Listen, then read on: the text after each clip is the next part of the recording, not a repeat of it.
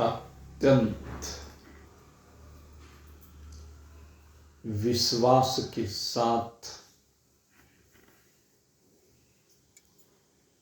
परमात्म चरणारविंदों में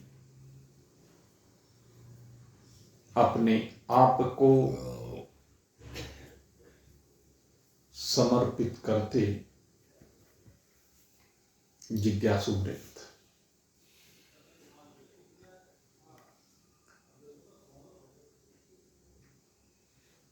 आपके सन्मुख विचार सागर में जो चर्चा चल रही है वह माया और उसके स्वरूपों को लेकर चल रही है। और इसी क्रम में कल अज्ञान के संदर्भ में चर्चा की गई। माया का एक तीसरा स्वरूप है अविद्या। आज इस अविद्या के संदर्भ में हम कुछ चर्चा करने का प्रयास करेंगे। और ये जितनी भी चर्चा हो रही हैं, इन सब चर्चाओं का एक ही प्रयोजन है और वह है कारण सहित समस्त दुखों की निवृत्ति और परमानंद की प्राप्ति। ऐसा आनंद जो आने के बाद फिर जीवन से जाए नहीं। और इस आनंद को ब्रह्मानंद कहते हैं। और यह ब्रह्मानंद उसी को प्राप्त होता है जिसके समस्त संशयों की निवृत्ति हो जाती है, जिसके जीवन में संशय रहते नहीं है, जिसकी समझ एक हो जाती है कि चराचर जगत एक परमात्मा का स्वरूप है, उससे विलग और कुछ भी नहीं है। उससे विलग जो कुछ कहने में आता है, सुनने में आता है, देखने में आता है, भोगने में आता है, लेने में आता है, देने में आता है, आने में आता है, जाने में आता है, वह सब कुछ माया है। गोस्वामी जी महाराज ने कहा माया का स्वरूप क्या है? गोचर जहां लगे मन जाही, गोचर जहां लगे मन जाही, सो सब माया जानहु भाई। गोचर, गो माने इंद्रिया, हमारी ज्ञानेन्द्रिय, हमारी कर्मेंद्रिय। और कहते हैं गोचर यानी इनके विषय। इन इंद्रियों के द्वारा जो कुछ जाना जाता है, इन इंद्रियों के द्वारा जो कुछ किया जाता है। अब चिंतन कर लेना, इन इंद्रियों के द्वारा ज्ञानेन्द्रियों के बारे में चिंतन कर लें, यानी जो कुछ सुना जा सकता है इस कर्मेंद्रिय के द्वारा। जो भी कुछ आज तक जो भी कुछ आपने सुना है वो सब, जो कुछ आज तक छुआ है वो सब, जो कुछ आज तक देखा है वो सब, जो कुछ आपने खाया पिया है वो सब, जो कुछ आपने ग्रहण किया है गंध के माध्यम से, सुगंध या दुर्गंध, वो सब, आपने जो कुछ बोला है, जो कुछ किया है यहां या कहीं और गमन करके, जिसका भी आपने भोग लगाया है, जो भी कुछ आपने पाया और त्यागा है, वो सब का सब कह रहे हैं गो और गोचर। ये सब गोचर में आ जाता है, इंद्रियों के विषय में आ जाता है, इंद्रियों की पहुंच में आ जाता है। गो गोचर जहां लगी मन जाई। और अब कहा कि इंद्रिय जहां तक नहीं जाती उससे आगे कौन जाता है? मन जाता है। क्योंकि मन बड़ा चंचल है और मन की गति बड़ी तीव्र है। क्षण में यहां तो क्षण में वहां। जिस वैकुंठ तक जाने में जन्म जन्मांतर बीत जाते हैं, ये मन वहां भी क्षण मात्र में चला जाता। जिस वैकुंठ की प्राप्ति करने के लिए न जाने कितने साधन करने पड़ते हैं, जिस स्वर्ग की प्राप्ति करने के लिए न जाने कितने परोपकार करने पड़ते हैं, वहां ये क्षण मात्र में पहुंचा देता है। तो जहां लगी मन जाई, वो देवलोक, वो ब्रह्मलोक, वो वैकुंठ लोक, वो गौलोक, वो साकेत लोक, वो शिवलोक, वो मणिलोक, सूर्यलोक, चंद्रलोक, जितने भी लोकों की कल्पना करें, अनंत कोटि ब्रह्मांड, जहां लगी मन जाही, सो सब माया जानहु भाई। सब की सब माया। और इस माया को जानना और ना जानना, अब दो विषय। एक तो माया को जानना और एक ना जानना, और एक माया जिस परमात्मा के आश्रय में रहती है उसको जानना और ना जानना। कल अज्ञान की बात हुई ना। अज्ञान माने ना जानना, ज्ञान माने जानना। अब जिसके द्वारा ये जाना जाता है, अब उसकी बात करते हैं। कहते हैं जिसके द्वारा ये सब जाना जाए वह माया का रूप है विद्या।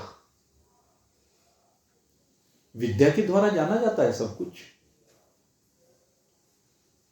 और विद्या के द्वारा जो जाना जाता है, अब उस विद्या के स्वरूप को बताएं कि विद्या भी दो प्रकार की होती है। ये विद्या दो प्रकार की है, और ये दो प्रकार की विद्या हमारे उपनिषद में जो वर्णित है, गीता जी में जो वर्णित है, वो गीता उपनिषद का ही सार है। वही बात गीता जी में कही है, वही बात उपनिषद में कही है, वही बात यहां विचार सागर में कह रहे हैं। लोके अस्मिन् द्विविधा निष्ठा पुरा प्रोक्ता मया नघ, ज्ञान योगेन सांख्यानाम कर्म योगेन योगिनाम। गीता जी में भगवान श्री कृष्ण ने उपदेश देते हुए अर्जुन को जब उपदेश दिया, तो अर्जुन की समझ में नहीं आ पाया भली प्रकार से, क्योंकि यह विषय ऐसा तो है नहीं कि एकदम से समझ में आ जाए।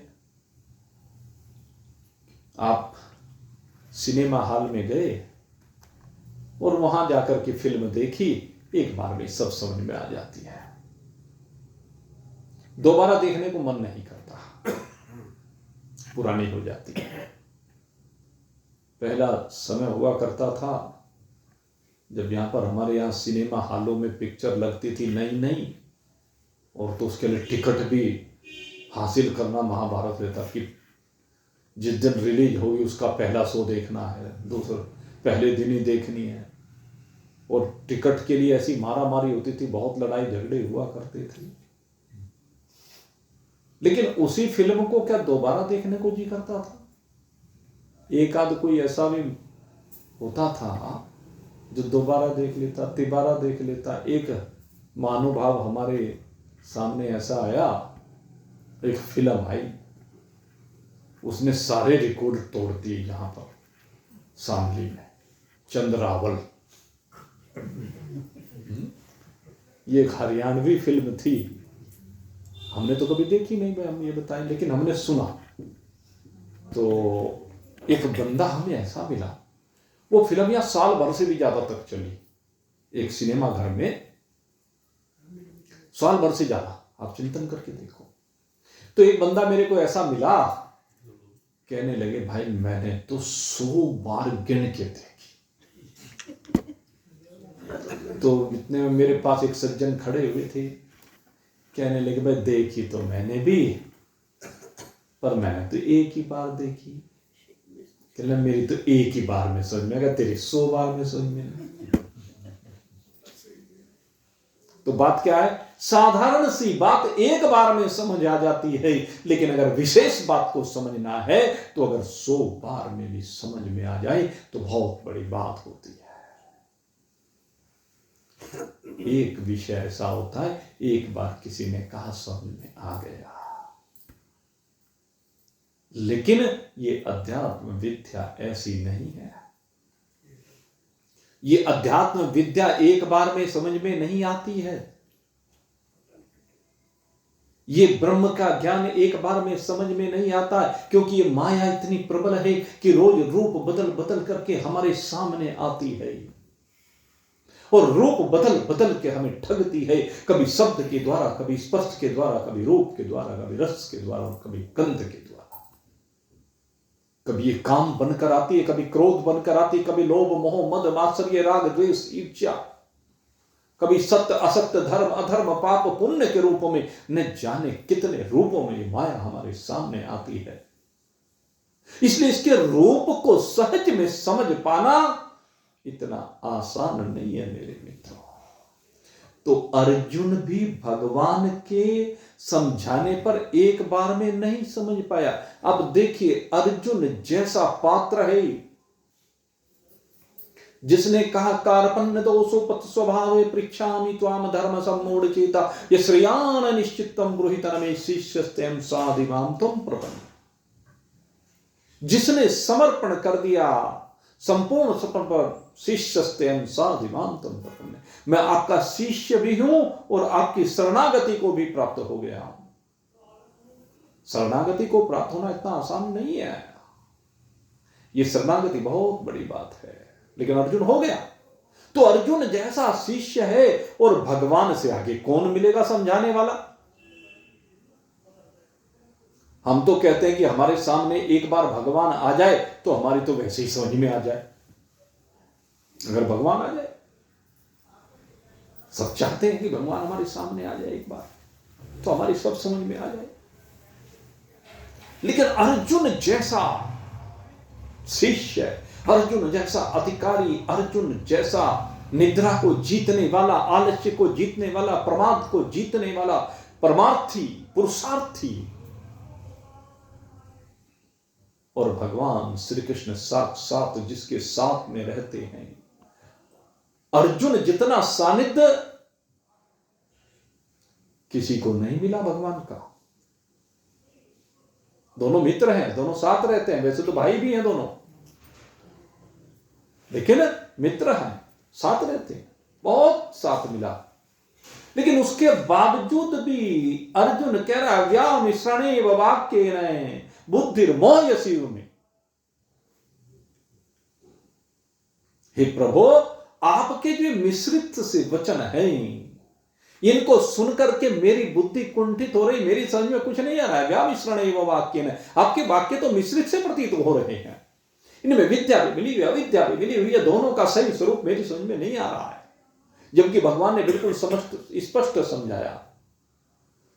गीता जी का दूसरा अध्याय इतना सुंदर अध्याय है, बस वो अपने आप में सारा सार है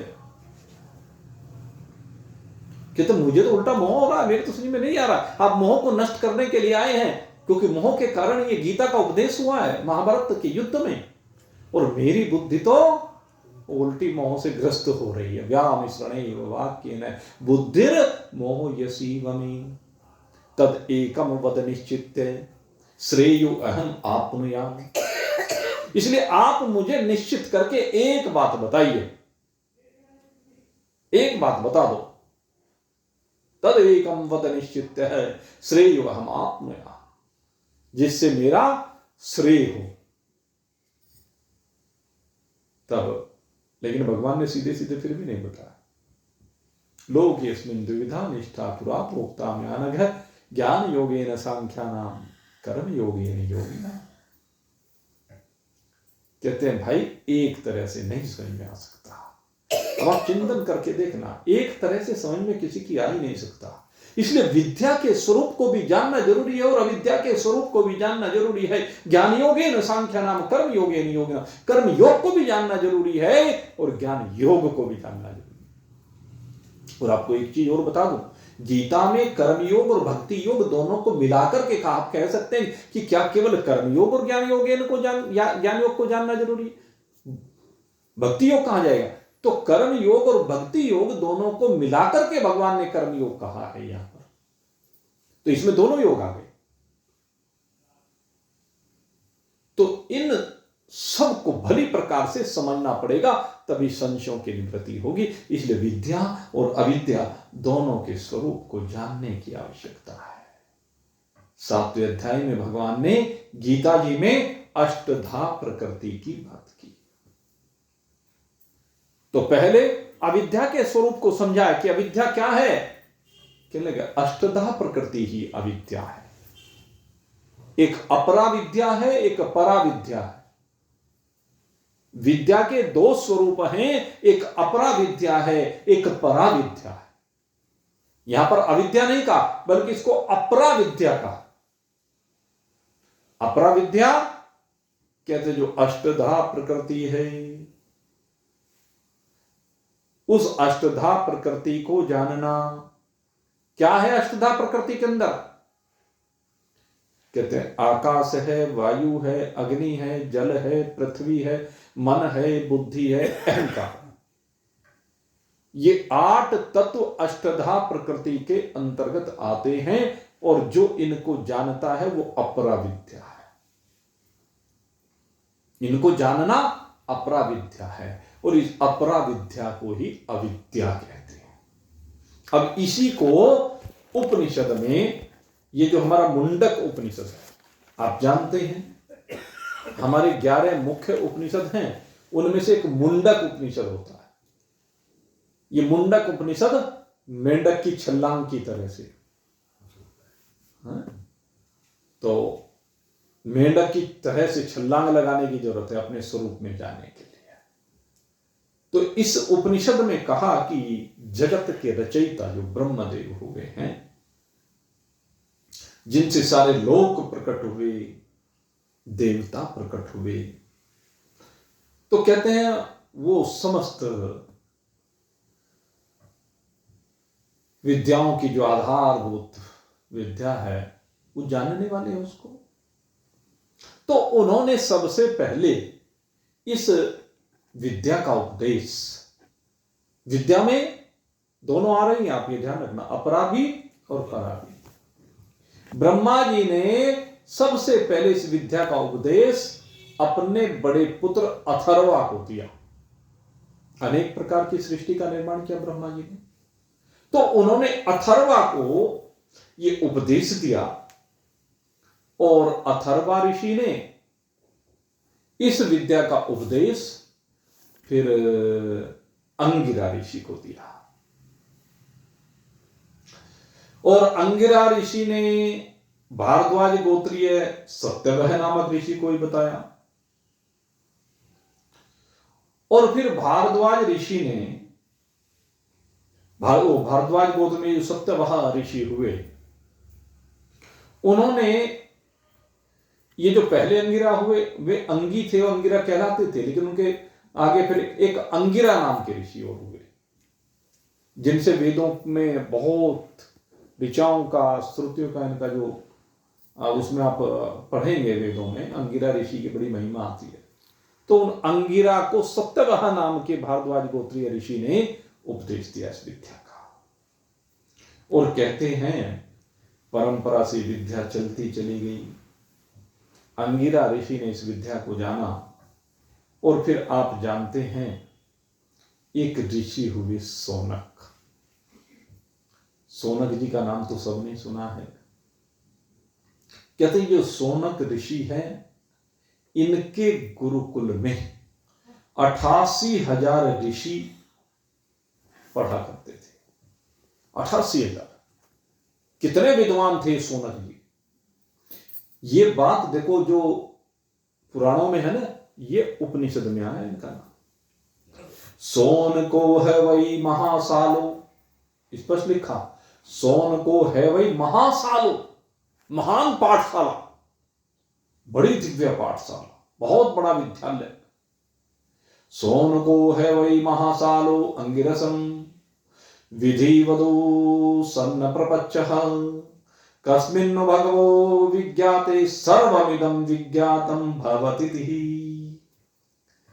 ये गए विधि पूर्वक महर्षि अंगिरा के पास, और महर्षि अंगिरा के पास जाकर के हाथ में समिधा ली,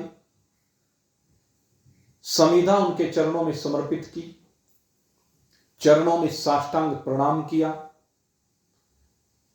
अंगिरा ऋषि की महिमा का बखान किया, स्तुति की अनेकानेक। ये विधि होती है।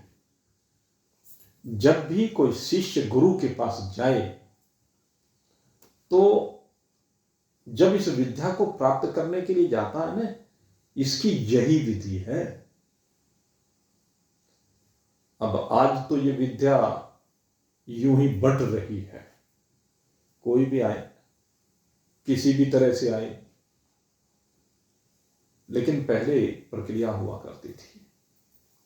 प्रक्रिया के तहत ही शिष्य गुरुकुल में जाया करते थे, महर्षियों के पास जाया करते थे, महान पुरुषों की शरण में जाते थे और संपूर्ण समर्पण करते थे। और फिर पहले उनकी परीक्षा होती थी पात्रता की। जब पात्र जानते थे कि हां अब ये पात्र बन गया, तब विद्या प्रदान करते थे। पहले इस विद्या को ऐसे प्रदान नहीं किया जाता था जैसे आज आपको मिल रही है। कोई पात्र है या नहीं है, लेकिन सबको मिल रही है। ये विद्या सबसे कीमती है। इस विद्या को प्राप्त करने के लिए राजा महाराजाओं ने अपना सर्वस्व समर्पित कर दिया। अपना धन, अपनी बेटी, आप कहोगे अपना राज्य, सर्वस्व समर्पित कर दिया। ऋषियों के साथ उस विद्या को प्राप्त करने के लिए उनकी शरण में जाते और अपनी बेटियों के विवाह उन ऋषियों के साथ किया करते। वो जो महलों में पली, वो वहां आश्रमों में सेवा किया करती थी।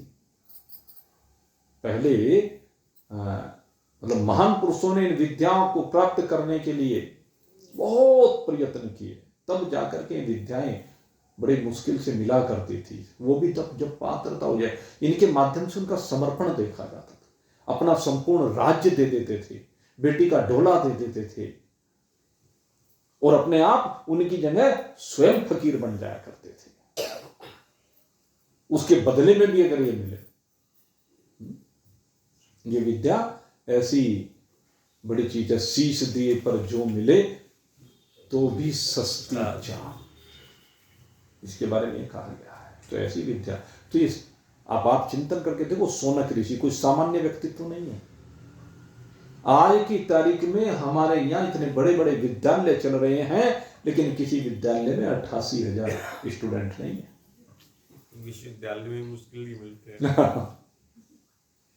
विश्वविद्यालयों में भी बता रहे हैं डॉक्टर साहब की बहुत मुश्किल है, जिसके अंदर में पता नहीं कितने विद्यालय चलते हैं।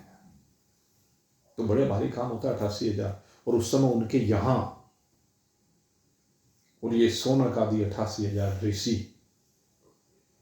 अंगिरा ऋषि के पास गया। अच्छा, सोनक जी का भाव देखो आप। ये सोनक जी केवल ब्रह्म विद्या को प्राप्त करने के लिए अंगिरा ऋषि के पास ही नहीं जाते, ये सूत जी की शरण में भी जाते हैं। श्रीमद् भागवत में वर्णन आता है, सूत जी के पास कौन गया? सोनक आदि ऋषि गए और अकेले नहीं गए। आदि शब्द का प्रयोग किया। सोनक आदि 88,000 ऋषि, यानी सोनक जी ने जो सूत जी से विद्या प्राप्त की, जो पुराणों का ज्ञान प्राप्त किया, अपने समस्त शिष्यों के साथ प्राप्त किया, यानी कि अकेले, क्योंकि वो उसकी कीमत को जानते हैं। कहने लगेगा मुझे लाभ हो रहा है तो मेरे शिष्यों को भी लाभ होना चाहिए। जिसको भी इसका फायदा हो जाए उन सबको इसका फायदा होना चाहिए, इसलिए सोनक आदि ऋषि की बात की गई। तो सोनक जी अंगिरा ऋषि की शरण में जाते हैं विधि पूर्वक और एक प्रश्न करते हैं, कस्मिन्नु भगवो विज्ञाते। हे भगवान, मैं उस चीज को जानना चाहता हूं। सर्वमिदं विज्ञातम भवतीति। सर्वम इदम विज्ञातम, जिसे जान करके मैं सब कुछ को जान लूं, सब कुछ मेरी समझ में आ जाए, कुछ भी मुझसे बचा ना रहे, ये सब कुछ मैं जानना चाहता हूं। तो अंगिरा ऋषि कहते हैं भाई सब कुछ जानना चाहते हैं तो तुम्हें विद्या के स्वरूप को जानना होगा। दो प्रकार की विद्या है, एक परा विद्या है और एक अपरा विद्या है। और सही कहूं तो जो ये अपरा विद्या है ये अविद्या है, और जो परा विद्या है वही वास्तव में विद्या है। कहने लगे क्या मतलब? तो अब आप समझ लेना, यहां पर उपनिषद में अविद्या किस किस को कहा है। अब समझ लेना किस किस को अविद्या कहा गया है। इसे अपरा विद्या कहो या अविद्या कहो। भगवान श्री कृष्ण ने तो कह ही दिया, गोस्वामी जी ने तो कह ही दिया। गोस्वामी जी की बात को मैंने समझा दिया, भगवान श्री कृष्ण की बात को यहां पर दोबारा समझाया जा रहा है, इसलिए मैंने उसके विस्तार में आपको नहीं लेकर के गया वहां पर, यहां पर उसका विस्तार किया गया है। तत्रह परा ऋग्वेदो यजुर्वेद सामवेदो अथर्ववेदः शिक्षा कल्पो व्याकरणं निरुक्त छंद ज्योतिषमिति अथ परायया तदक्षरम अधिगम्यते। कहते हैं उन दोनों में से ऋग्वेद, यजुर्वेद, सामवेद और अथर्ववेद, चारों तो वेद। इसके बाद कहा शिक्षा, कल्प, व्याकरण, निरुक्त, छंद और ज्योतिष।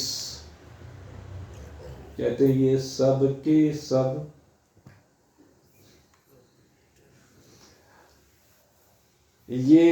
के सब अपरा विद्या के अंतर्गत हैं, और जिससे वह अविनाशी पर ब्रह्म परमात्मा को तत्व से जाना जाता है वह परा विद्या है। अपरा विद्या क्या क्या हुई, अब इसका और विस्तार कर रहे हैं। इस लोक और परलोक संबंधी जो भी कुछ, इस लोक में जो कुछ है और परलोक में जो कुछ है, जिन लोकों को प्राप्त करने के लिए पता नहीं कितना परोपकार किया जाता है। स्वर्ग को पाने के लिए कितना मेहनत करनी पड़ती है, सोचो। एक मुख्यमंत्री की या प्रधानमंत्री पे आ जाओ सीधे, छोड़ो नीचे की बात छोड़ो। एक प्रधानमंत्री की गद्दी पर बैठने के लिए कितनी मेहनत करनी पड़ती है, सोचो।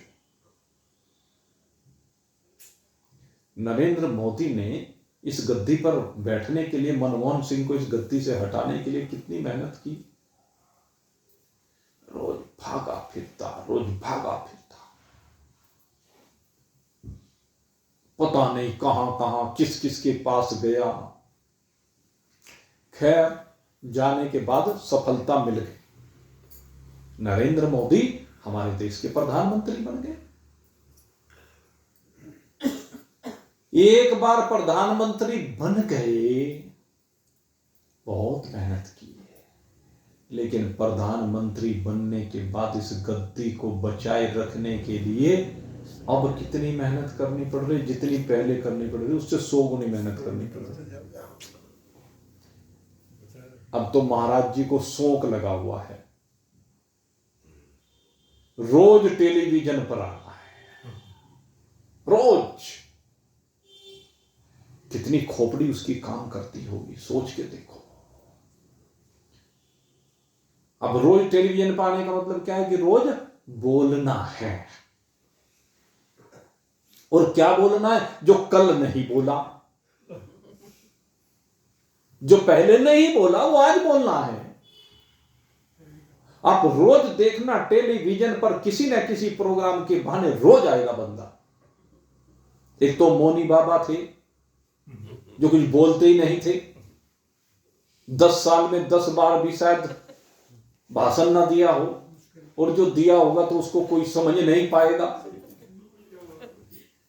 और एक ये है, शायद साल भर में कोई दिन बचता होगा जिस दिन भाषण ना देता हो। एक बोलना नहीं था, एक चुप नहीं होता। अब सोचो, अब हमने कह तो दिया रोज बोलता है। सोच के देखो कितनी मेहनत उस बंदे को करनी पड़ती होगी। रोज यूं ही मसाला मिलता है क्या? इस बात को हमारे से बेहतर कोई नहीं समझ सकता। मैं तो सीधी बात कौन समझ सकता है इस बात को? आज तक जितने भी प्रवचन किए हैं, कोई दो आपको एक जैसे नहीं मिल सकते। मिले हो तो बता दो। पूरे 1 घंटे के 2 रहे दूर, 5 मिनट का वाक्य भी नहीं मिलता दूसरा। अब सोच के देखो आप, सही बात। पिछले लगभग 15 साल से, लगभग 15 साल हो गए, 14 साल ऐसे ही हो गए, 14-15 साल, 14-15 साल से रोज कथा।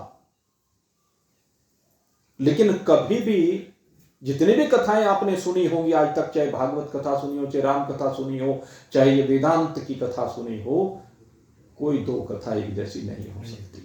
तो इसी प्रकार से नरेंद्र मोदी का भाषण रोज एक जैसा नहीं हो सकता। हमारे समधी जी कहते हैं आप रोज हर बार उनकी कथा में जाओ, बोर नहीं होते। मका जी हर बार ही अलग हो रहे कहते हैं भाई बात सुन के वो नहीं हो रहा। मका जी हर बार विषय अलग है, विषय एक, लेकिन कहने का ढंग अनेक प्रकार से होता है, स्वाभाविक बात है। तो मैं ये कहता हूं रोज टेलीविजन पर आना ये उसके लिए एक सामान्य बात है, लेकिन टेलीविजन पर आकर के रोज किसी विषय को परिभाषित करना यह आसान काम नहीं है। बहुत लोग कहते कि फलाने को तो बस पोस्टरों में, अखबारों में, कार्डों पर नाम चाहिए, फोटो चाहिए। हाँ भाई चाहिए, लेकिन उसका गुर्दा देखा? कहना बहुत आसान है, रोज पोस्टरों में टिका रहना कोई इतना आसान है क्या? रोज कार्डों पर नाम आना इतना आसान है क्या? ये जितने कार्यक्रम होते हैं उनके लिए गुर्दा चाहिए, ये फ्री में नहीं होते हैं। 10-20 हजार रुपए रोज के दान में देने,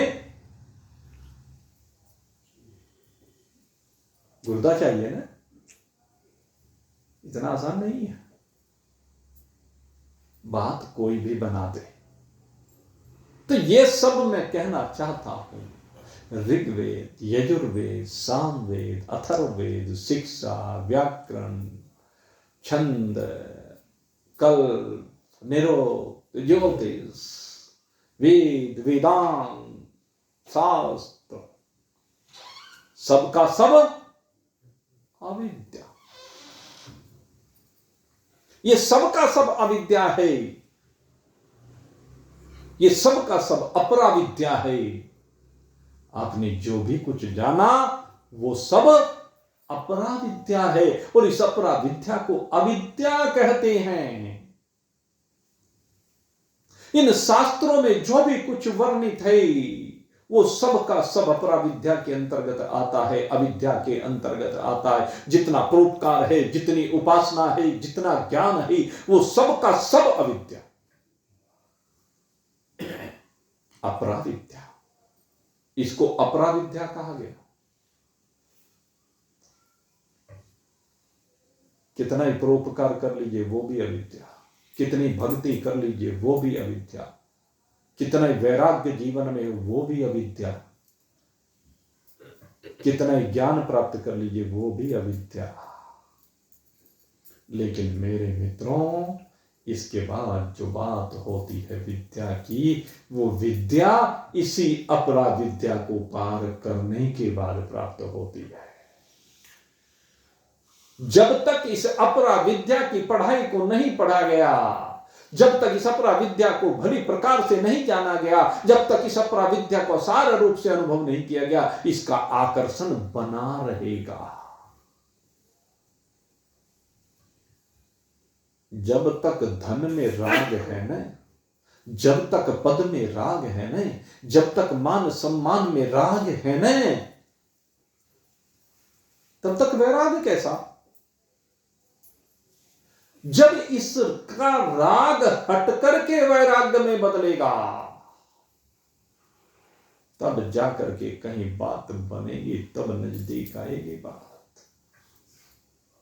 गुरु के द्वारा दिया गया जितना भी उपदेश है वो सब अपराविद्या के अंतर्गत आता ही, लेकिन उसी उपदेश के द्वारा जब आप अपने स्वरूप में विराजमान हो जाते हैं, अपने को जान जाते हैं, अहम ब्रह्मास्मि, तो यही अपराविद्या पराविद्या में कन्वर्ट हो जाती है।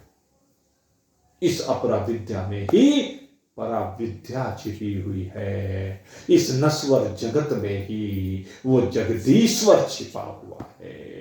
जो तिल माही तेल है, जो चकमक में आग, तेरा साईं तुझ में जाग सके तो जाग। तिल में जिस तरह से तेल समाया हुआ है, आभूषण में जैसे सोना समाया हुआ है, अस्त्र शस्त्र में जैसे लोहा समाया हुआ है, समस्त लहरों में जैसे जल समाया हुआ है, समस्त वस्त्रों में जैसे सूत समाया हुआ है, ऐसे ही कण कण में, रोम रोम में परमात्मा समाया हुआ है। जब इस कण कण की खोज कर लोगे, तो इस कण कण की खोज करते करते इस कण कण में ही परमात्मा निकल आएगा। दूध में माखन छिपा हुआ है, घी छिपा हुआ है। जब दूध का शोधन करोगे तो माखन निकल आएगा। ऐसे जब अपने आप का शोधन करोगे तो अपने आप में से ही परमात्मा निकल जाएगा। तो इसमें से अपने आप को, परमात्मा को निकालना है। इसी में परमात्मा समाया हुआ। अन्यथा कहा कि यह लोक और परलोक संबंधी जितने भी भोग हैं, जितनी इनकी तुम्हें चाहत है, इस लोक का मान सम्मान प्रधानमंत्री मैंने कह दिया, और बाकी तो सब नीचे की बात। परलोक की बात करें, मोदी का मेहनत की बात की। अब इंद्र के बारे में सोच के देखो, मोदी तो केवल एक भारत देश का प्रधानमंत्री, अब देखो कितने देश हैं। इन सारे देशों के ऊपर एक राजा बनाकर के बिठाया, जिसे हम कहते हैं स्वर्गाधिपति इंद्र। भगवान ने इनके ऊपर एक राजा बैठाया, और उस इंद्र की गद्दी भी डावाडोल। आपको बताया ना, जब भी कोई तप करने बैठता है, नर और नारायण का विषय उस दिन अधूरा रह गया था। जब नर नारायण तप कर रहे थे तो उनके तप को भंग करने के 16,100 अप्सराएं भेजी, कि तप को भंग करने के लिए इन अप्सराओं को भेज दो, इनके चंगुल में फंस जाएंगे। लेकिन वो महान तपस्वी, क्योंकि तो भगवान है। अब भगवान में और जीव में फर्क है। जीव फंस सकता है, भगवान थोड़े ना फंसते। भगवान तो सदा ज्ञान स्वरूप है, इसलिए वे इस अज्ञान में फंसते नहीं है। जब उन अप्सराओं को कोई सफलता नहीं मिली तो भगवान ने आंखें खोली और कहते हैं कि तुम अपने रूप सौंदर्य से मुझे प्रभावित करो। इंद्र भयभीत हो रहा है, उसने तुम्हें भेजा है। कोई बात नहीं, इंद्र को जा करके ना भयभीत होने की आवश्यकता नहीं। अरे मैंने तो उसको इस पद पर बैठाया, और कोई बात नहीं, वो इन रूपवान अप्सराओं से हमारे तप को भंग करना चाहता है। कहने लगे ऐसी अप्सराएं तो हमने न जाने कितनी प्रकट की हैं। और भगवान ने अपने उर पर हाथ फिराया और उर पर हाथ फिरा करके एक अप्सरा प्रकट कर दी। उर से प्रकट होने के कारण उर्वशी कहलाए। कहने लो ये जाकर के इंद्र को भेंट कर देना हमारी ओर से। अब उसके रूप को देखा तो 16,100 जो अप्सराएं थी ना, उसके रूप को देख करके उन्हें लगने लगा इसके सामने तुम तो बानरी हो, जैसे वो नंद का प्रसंग आता। इतना अंतर था दोनों। अब सोच के देखो, जिस उर्वशी के सन्मुख बाकी अप्सराएं बानरी लगने लगे, वो कितना सुंदर होगा। जिससे वो उर्वशी प्रकट हुई वो कितना दिव्य होगा, वो कैसा अद्भुत होगा मेरा प्रभु, मेरा नारायण। इसलिए मीरा ने इसीलिए तो कहा, ऐसे बर को का करूं जो जीवे और मर जाए, बर यूं गोपाल नो मारो चुड़लो अमर हो जाए। वो सबका पति है, वो सबसे श्रेष्ठ है, वो सबकी रक्षा करने वाला है। अरे अगर वर चुनना है तो उसी को चुनिए, उसी को अपना बनाइए। वो परमात्मा ही हमारा एकमात्र अकेला सहारा है, वही एकमात्र हमारा रक्षक है।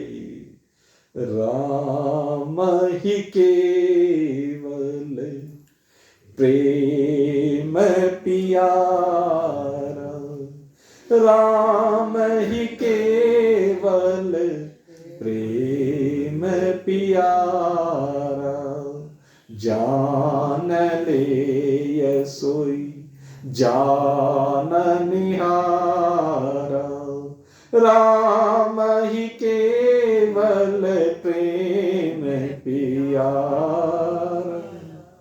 जान ले ये सोई जान निहारा।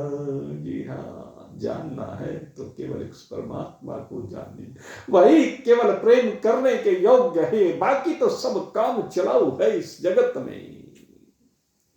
उस जगदीश्वर को अपना बना लीजिए मेरे मित्र। इस देह का कोई भरोसा नहीं है, किस दिन बुलावा आ जाए। बहुत काम कर रहे होने संसार के, अजी फुर्सत नहीं है, अजी कोई देखने वाला नहीं है, अजी बालक जिम्मेदारी नहीं समझते हैं, कैसे सौंप दूं। क्यों, जिस दिन प्राण वायु का संचार समाप्त हो जाएगा, तेरे शरीर के अंदर से प्राण वायु निकल करके जाएगी, क्या तुझे दिखाई नहीं दे रहा है कि तेरे अंदर से प्राण वायु निकल करके जाने वाली है। अब अधिक समय नहीं बचा है, फिर पछताने के अलावा तेरे पास कोई दूसरा चारा नहीं रहेगा। क्योंकि जिस काम को तू करने के लिए आए वो तो किया नहीं। अरे जिस काम को करने के लिए आया है उस काम को कर ले, और करने योग्य काम एक यही है मेरे मित्र कि तू अपनी इस अज्ञान को, इस अविद्या को बीच में से हटा करके उस विद्या स्वरूप, ज्ञान स्वरूप परमात्मा में विराजमान हो जा। अगर इस शरीर के रहते रहते तो उसमें विराजमान हो गया तब तो काम बन गया। नहीं तो भाई इस जगत के तो काम छूट के जाने ही जाने। जगत के तो छूटेंगे ही तो जगत के कामों से पहले ही छुट्टी पा लेना। कब तक लगा रहेगा रे?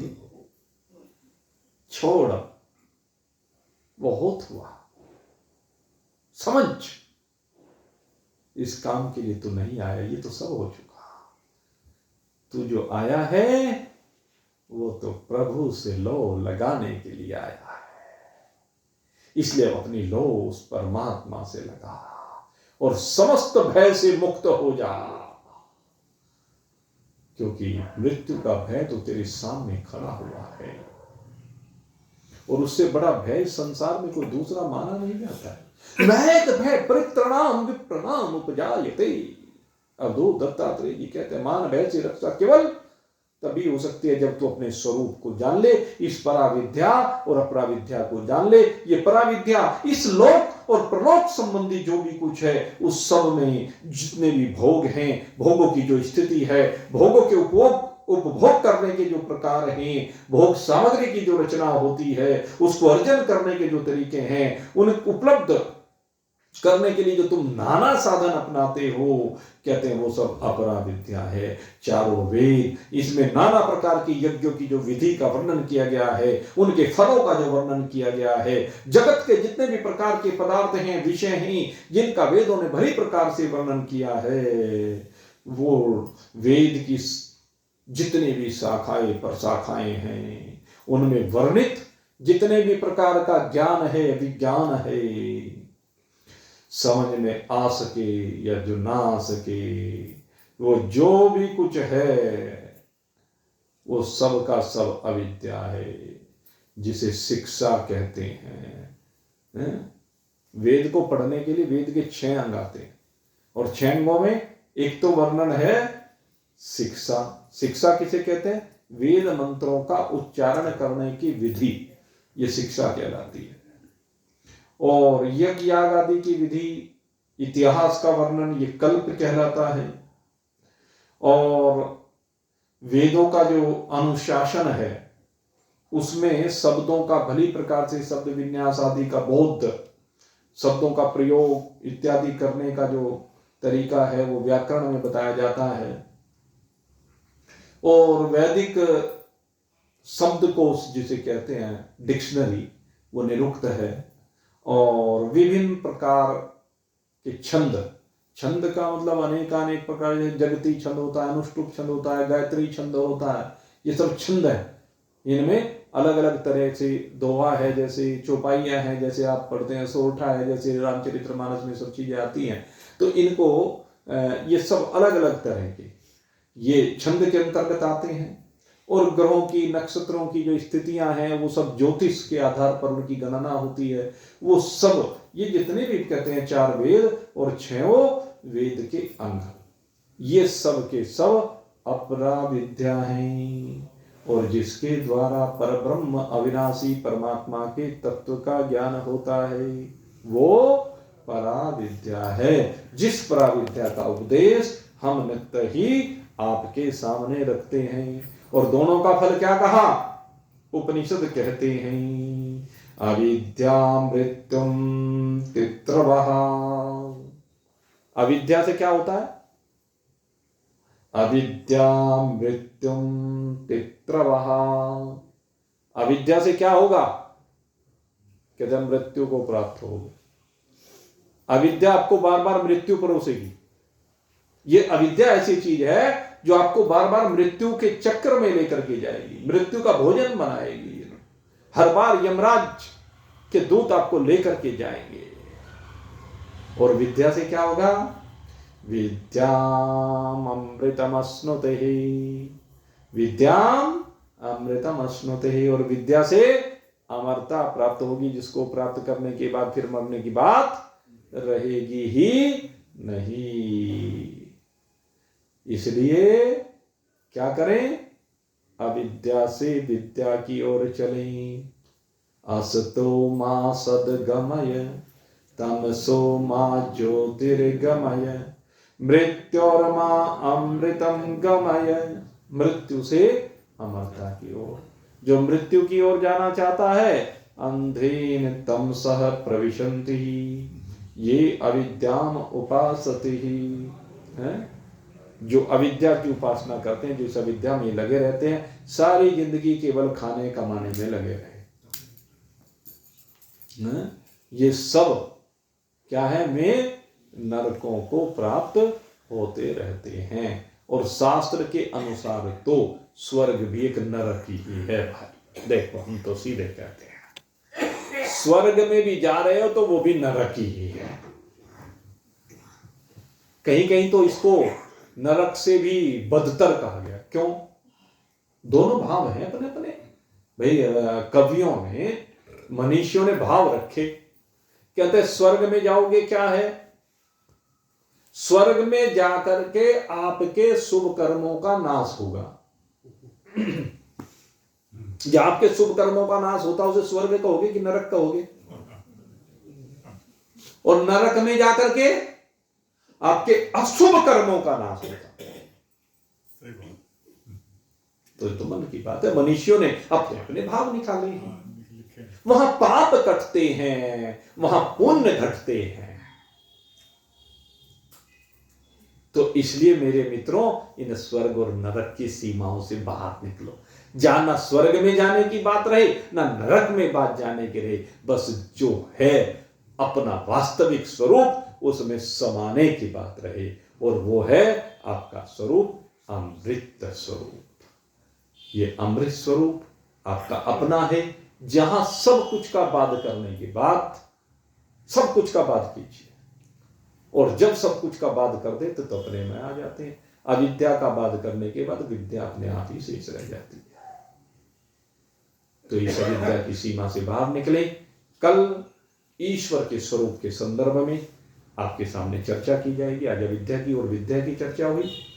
कल ईश्वर का स्वरूप आपके सम्मुख रखा जाएगा। देखिए इस समय जो ज्ञान की चर्चा इसमें चल रही है, ये मैंने आपसे कई बार कहा, ये बहुत गहरे विषय हैं। इन गहरे विषयों को गहराई में डूबकर बड़ी लगन के साथ समझा जा सकता है, और दूसरा कोई तरीका नहीं है। इसलिए मेहनत करें, लगन और परिश्रम के साथ लगे रहें, बात बन जाएगी। और निश्चित रहे, ये विश्वास रखें। आप सभी के लिए बहुत बहुत शुभकामना करते हुए अब यहीं पर आज के सत्संग को विश्राम देते हैं। बोलिए सच्चिदानंद भगवान की। मौन मुकुट बंद